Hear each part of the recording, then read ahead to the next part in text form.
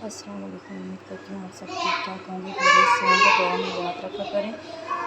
तो आज मेरे जो बच्चे हैं वो घर में बहुत ज़्यादा शोर कर रहे हैं, तो आप लोगों को तो सुनने में प्रॉब्लम होगा। उन्हें मैंने बहुत ठगा है कि बाहर जाओ और पार्क में खेलो, लेकिन वो माने नहीं हैं। वो इधर ही हैं। वो कहते हैं कि आप बड़े हैं तो हम भी छोटे हैं, इसलिए वो माने नहीं हैं। वो कार्टून देख रहे हैं, तो प्लीज़ माइंड मत कीजिएगा। ये आज मैं कद्दू बना रही हूँ, तो इसमें थोड़ा सा चेंज कर रही हूँ। देखें, मैं भी पहली बार बना रही हूँ, मुझे नहीं पता, खाने के बाद बताऊँगी कैसी थी, टेस्टी थी या नहीं। तो इसमें मैंने 2 टमाटर लिए थे, वो मैंने क्रश करके रख दिए। 3 लहसुन लिए, वो मैंने पानी में भिगो के रख दिए। यही अलग तरीका है जो लहसुन वाला है, बाकी सब वैसे ही है।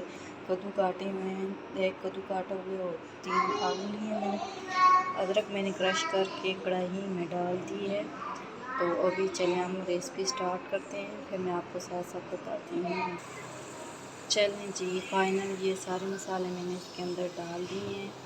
ये आप दे सकते हैं। मसाले हर कोई अपने हिसाब से ही खाता है, तो कोई कम खाता है, कोई ज़्यादा खाता है। अपनी मर्ज़ी के मुताबिक सारे मसाले ऐड कीजिएगा। इसमें मैंने खुशक मेथी भी थोड़ी सी डाली है, तो ये मैंने अपने घर से चुन के तो इसे खुश्क कर लिया था, बिल्कुल समझे ताज़ा ताज़ा बेहतरीन सी।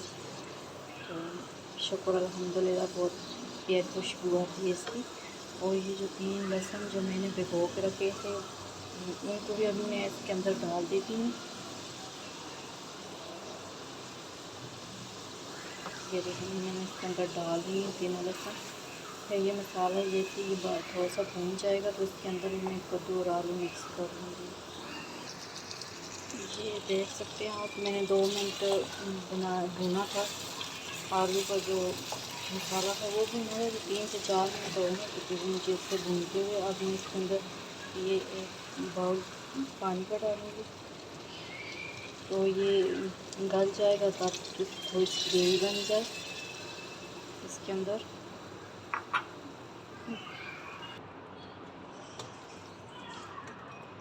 ये देख सकते हैं आप, ये जो लहसुन मैंने डाला था बिल्कुल वैसे का वैसा ही है अभी, और ये ऐसा ही होगा एंड तक, खाने तक, मतलब जब तक हम इसको खाएं ही नहीं, तो ये बिल्कुल ऐसा ही रहेगा।